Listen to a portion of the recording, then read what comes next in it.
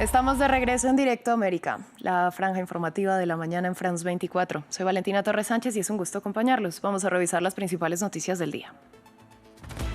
Mientras continúa la incertidumbre en Honduras ante la falta de avance en el conteo de las actas en las elecciones presidenciales, el país es sacudido por el anuncio de la liberación del expresidente Juan Orlando Hernández, quien pagaba una condena por narcotráfico de 45 años en Estados Unidos y fue indultado por Donald Trump. Aumenta la ya alta tensión entre Estados Unidos y Venezuela. El lunes, Trump reunió a su Consejo de Seguridad para discutir los pasos en su cerco militar a la nación bolivariana. Al tiempo crece la defensa de la Casa Blanca del secretario de Guerra Pete Hegseth, acusado de un segundo ataque contra una supuesta narcolancha para matar a los sobrevivientes. En Ucrania, la atención está centrada en las declaraciones cruzadas sobre Pokrovsk. Rusia asegura que ya controla esta ciudad estratégica en Donetsk y también Vovchansk en Kharkiv, mientras que Ucrania lo niega. Esto mientras que en terreno diplomático Steve Witkoff y Jared Kushner están en Moscú para su reunión con Vladimir Putin.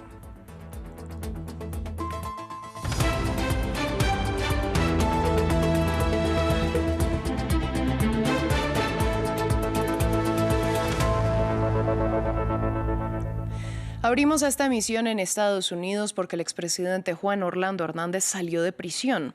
El exfuncionario pagaba una larga condena, 45 años, por 3 cargos de narcotráfico.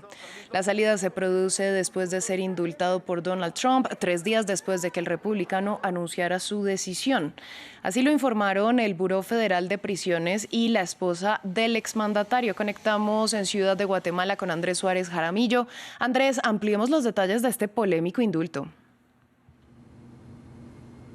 Esta sorpresiva liberación de Juan Orlando Hernández, el expresidente de Honduras del 2014 al 2022, llega al mismo tiempo en que se publicó una carta por cuenta del medio Axios en la cual se supo que Juan Orlando Hernández le envió una misiva al presidente Donald Trump en donde lo elogiaba con palabras como su excelencia, con motivos por el cual pudo haber favorecido su perdón presidencial. En dicha carta que tuvo acceso este medio de comunicación Axios, se expresa que Juan Orlando Hernández le recordaba al presidente Trump la colaboración que sostuvieron cuando Trump estuvo de presidente en su primera administración. Y a la par a esta carta en la que Juan Orlando se refería a Trump como su excelencia, también se conoció que gran parte de la liberación de Juan Orlando Hernández pudo ser propiciada por el cabildeo de un antiguo amigo de Donald Trump llamado Roger Stone, que en los últimos días se había comunicado con el presidente para favorecer este indulto y de esa manera apoyar al Partido Nacional en Honduras para que quedase electo su candidato Narri Asfura. Esta es una noticia que conmociona a Honduras porque es un país altamente polarizado. Por supuesto que el electorado del Partido Nacional está contento y celebra, sobre todo en las partes rurales, el hecho de que Juan Orlando Hernández pueda estar libre. Sin embargo, también desde desde sectores de la oposición de derecha de Salvador Narrala, como desde los sectores de la izquierda, hay una gran indignación y el fiscal general Joel Zelaya dice que si Juan Orlando Hernández regresa al país, será procesado en Honduras. Andrés, a usted gracias por esta ampliación. Y en medio de este panorama continúa la tensión en Honduras por el paso de las horas y la falta de avance en el conteo de las actas tras las elecciones del domingo. En el más reciente reporte, Salvador Nasralla del Partido Liberal recortó la ventaja frente a Narri Asfura, que ha liderado el escrutinio desde el inicio. Solo 515 votos los separaban cuando se congeló la información oficial. A esto se suma la tensión luego de que el presidente de Estados Unidos, Donald Trump, que respaldó a Asfura, asegurara que las autoridades tratan de cambiar los resultados y habrá graves consecuencias si lo hacen. Previamente conversamos con Kenia Torres, corresponsal de France 24 en Tegucigalpa, que nos amplió sobre los últimos detalles. Únicamente que existe una gran incertidumbre entre el pueblo hondureño a raíz precisamente de la falta de actualización por parte del Consejo Nacional Electoral. Se le vio por última vez a los consejeros de este órgano electoral precisamente la noche del domingo 30 de noviembre, cuando 3 horas después del cierre de las votaciones dieron el primer escrutinio. La última actualización, de hecho, vino por parte de la consejera presidenta Ana Paola Hall, quien a través de su red social X fue la que precisamente dio esos resultados que son los últimos que se mantienen de manera oficial, con un 57.03% de 10.923 actas escrutadas.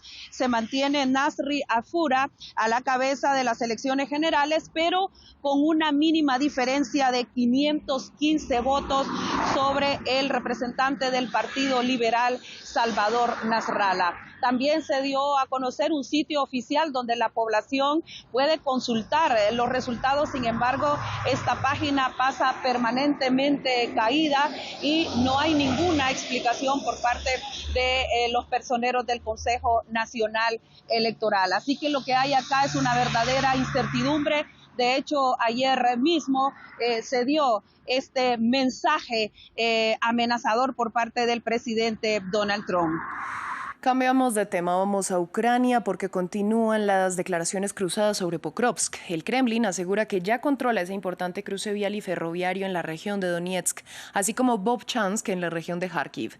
Kiev niega la información. Todo esto mientras que en terreno diplomático Volodymyr Zelensky está en Irlanda y Steve Witkoff y Jared Kushner se reúnen con Vladimir Putin.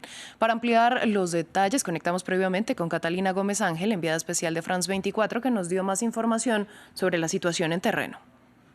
Bueno, el presidente Volodymyr Zelensky ha dicho que esto era una nueva campaña de desinformación de los rusos de cara a estas negociaciones que van a haber esta tarde, las que vamos a hablar más adelante. Y es que Rusia ha asegurado que tiene el total control de la población de Pokrovsk, por la que lleva luchando al menos dentro de la ciudad desde agosto, pero por toda esta región desde septiembre del año pasado, y realmente las informaciones son muy confusas. En los últimos 120 días los rusos han podido entrar a la ciudad, especialmente en este mes de noviembre, que fue en el mes que las tropas de Moscú lograron avanzar con mayor velocidad y también en mayor intensidad desde hace un año, y es que coincide con la llegada del mal tiempo y con la neblina. Así que las tropas de Moscú han logrado buscar asentamientos y se han posicionado especialmente al sur de esa vía ferroviaria que usted habla y que es extremadamente esencial para comunicar el este y el oeste del país y hace que esta ciudad sea tan estratégica. Allí pusieron en las últimas horas una bandera rusa que los ucranianos dicen que lograron eliminar, y es que esto es realmente lo que se llama una zona gris, que realmente no controla ninguno de los dos. El que básicamente asoma la cabeza realmente es atacado por esos drones que dominan hoy en el frente de batalla. Lo que se sabe es que Rusia tiene mayor control en el sur de la ciudad y los ucranianos todavía tienen el control al norte de esa vía ferroviaria y también tienen gran presencia en la población de Miknorad, que está realmente al frente de Pokrovsk, y que son esas dos poblaciones que buscan encerrar las tropas de Moscú para tomar el control y de ahí ya coger una posición estratégica en esos ataques, no solamente al Donbass, hacia las ciudades de Kramatorsk y Sloviansk, sino también hacia las zonas de Zaporilla y de Dnipro. Sin embargo, ahí la lucha, según los ucranianos o el comando este, que es el que tiene el control, dice que siguen con la presencia, que están haciendo búsqueda y que están haciendo asaltos para tomar el control de partes de esa región. Sin embargo, para nadie en Ucrania es mentira de que la situación ahí es extremadamente delicada.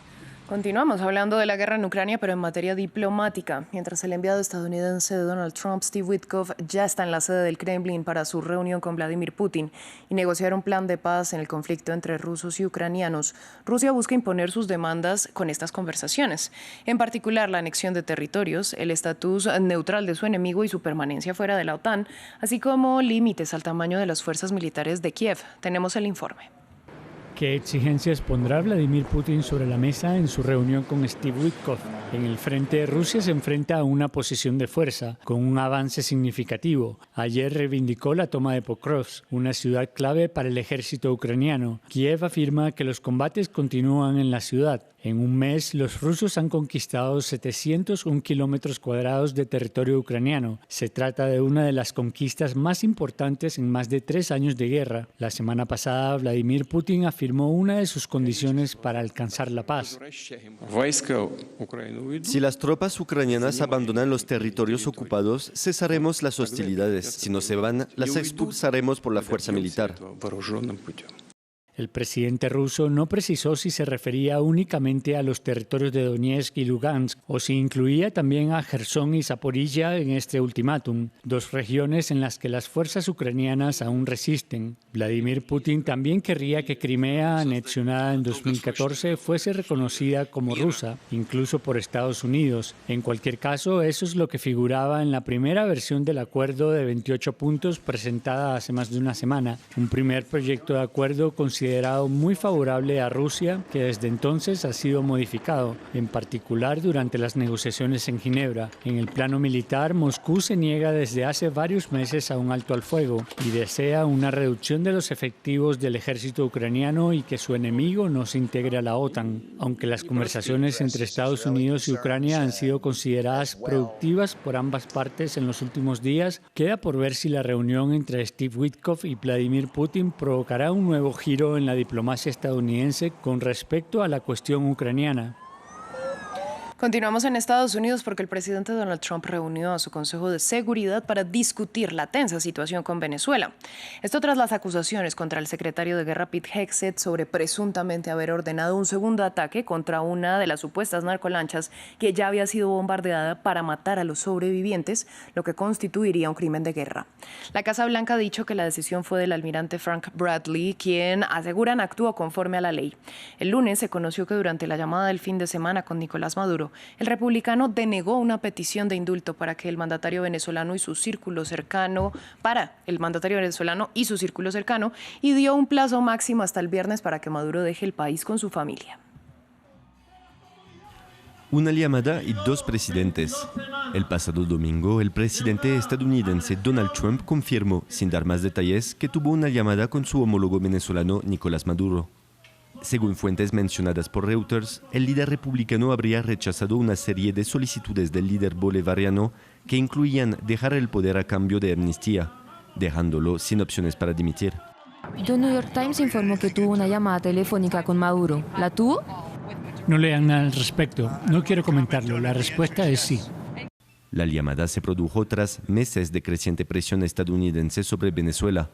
Una presión militar que incluye ataques contra lanchas presuntamente usadas por narcotráfico en el Caribe, así como reiteradas amenazas de Trump de extender operaciones militares a tierra. Su administración también designó el Cártel de los Soles, una supuesta organización encabezada por Maduro, como organización terrorista. El ejército estadounidense ha atacado al menos 19 embarcaciones desde septiembre, sin proporcionar hasta ahora ninguna evidencia concreta de la participación de dichas embarcaciones en el narcotráfico. Pero por su lado, Nicolás Maduro se mantiene desafiante. Tengan la seguridad que jamás les fallaré, jamás, nunca jamás.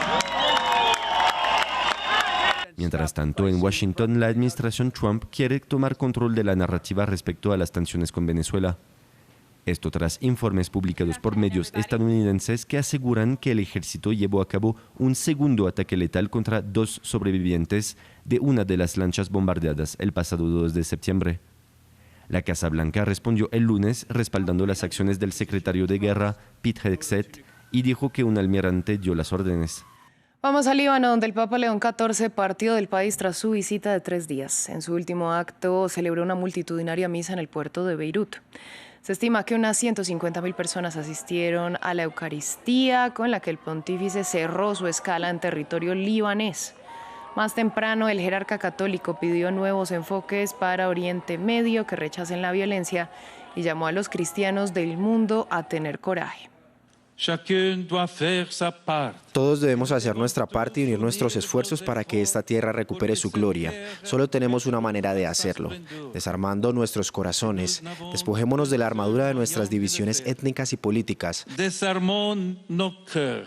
Faisons tomber les armes de nos fermetures. Abramos nuestras confesiones religiosas al encuentro mutuo y reavivemos en nuestros corazones el sueño de un Líbano unido.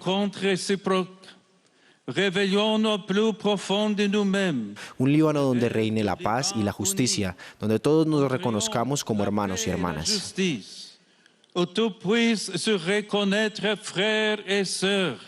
Fin del informativo, volvemos en breve.